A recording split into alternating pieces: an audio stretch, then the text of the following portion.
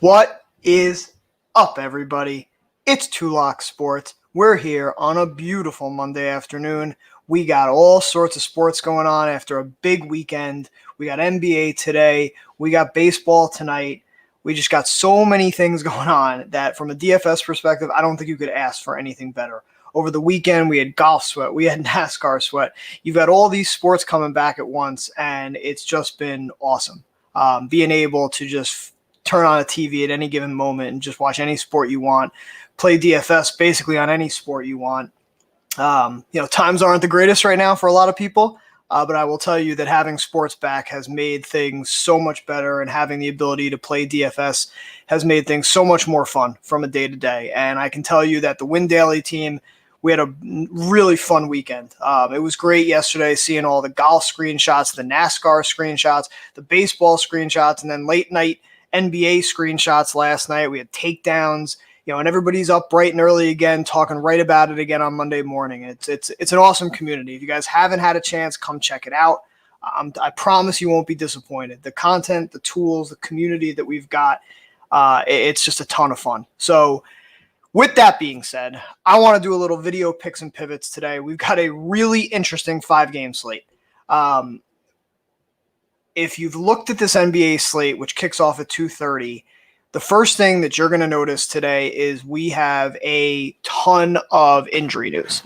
And, when you start to just play around with how this slate is going to look, I just want to bring this here. There we go. Perfect. So if I look at how this slate is right now, the big news that we've got already is that we know Luka and KP are out for Dallas.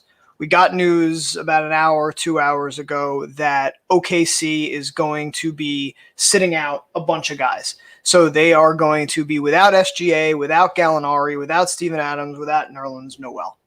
We got news a little bit while after that Utah will be sitting out Donovan Mitchell. This is late season NBA, guys. There's only a couple of days left of the regular season, whatever you want to call the restart. This isn't anything new to people who've played NBA DFS. When you get into the end of the year, it is a load management fest, which is not a term that I ever thought I'd say out loud.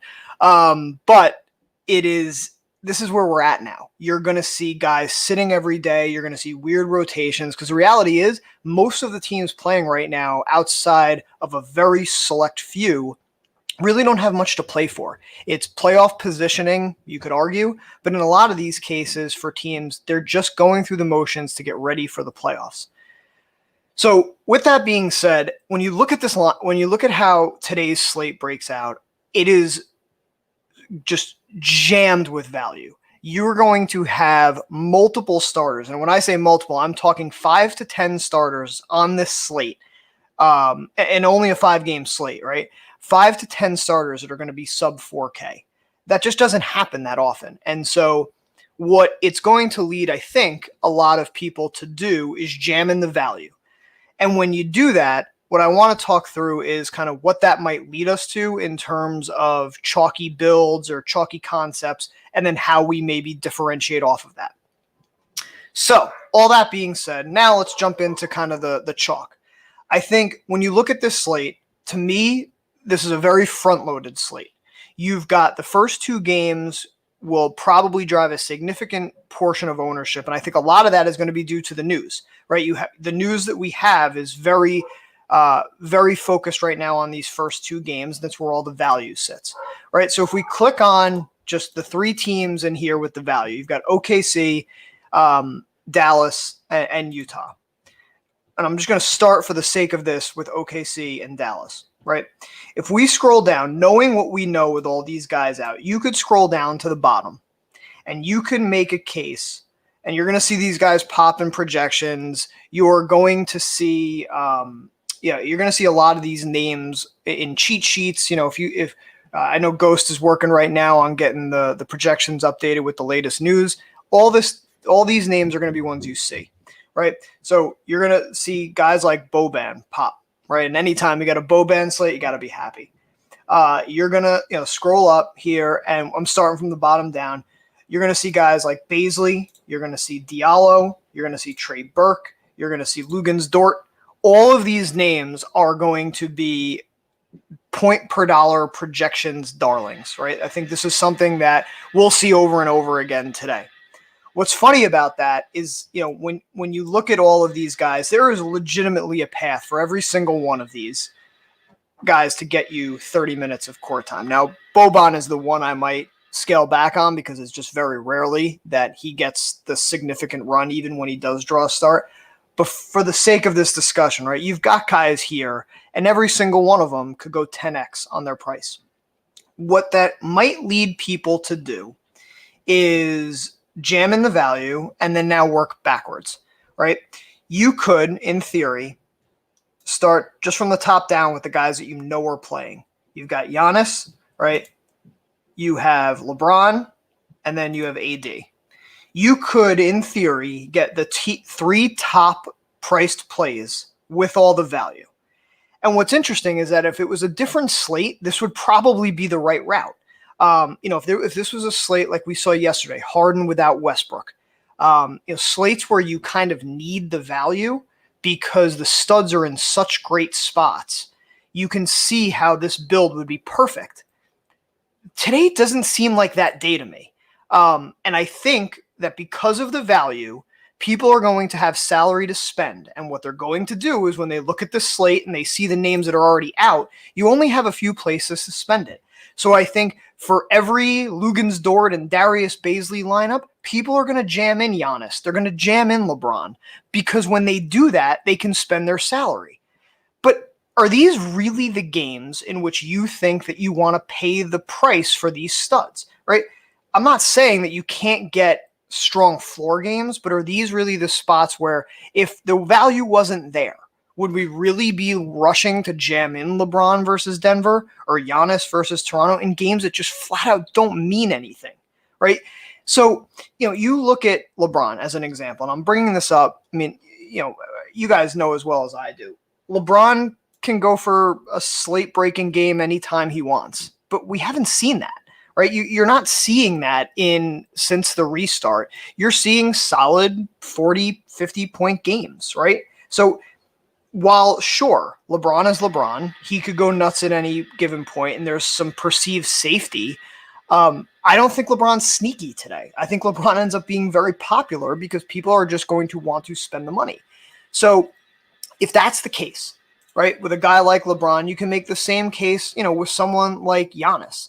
You look at his game logs. Now, you've seen at the beginning of the restart, you saw some 70-point games. But the last three games, he was limited against Brooklyn. He basically sat the whole second half of that game. 50, 60 against Miami and Dallas. These guys don't have a lot to play for. If they were sneaky, if they were single-digit owned because people were going other routes, then yeah, sure, you can make the argument to play these guys from a GPP perspective, but I actually think they're going to be very popular. I think you're going to see them at 20, 30% ownership because of the correlated value you're going to see.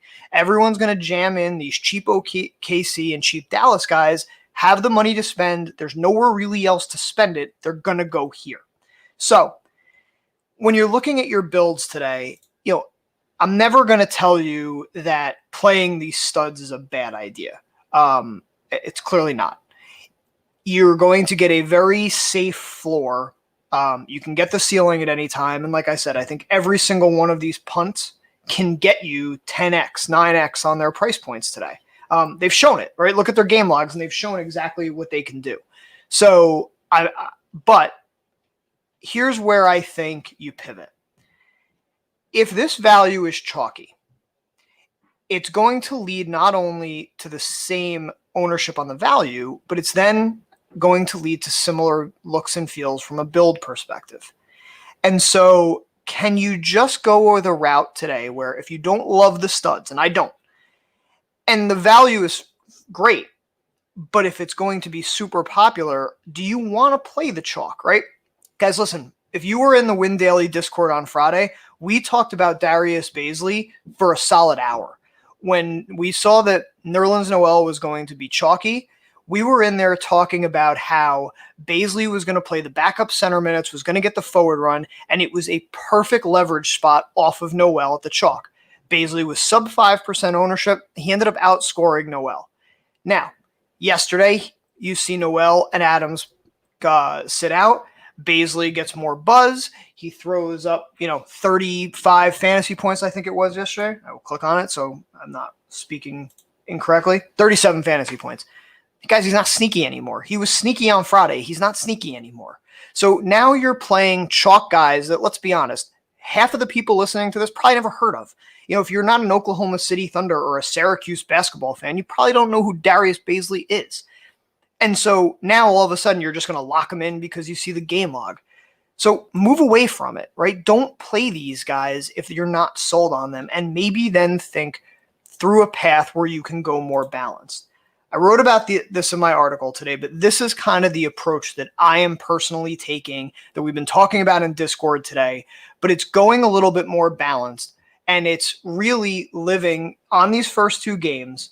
And it all starts for me with the one team on the slate that the game matters for, and that's the Phoenix Suns.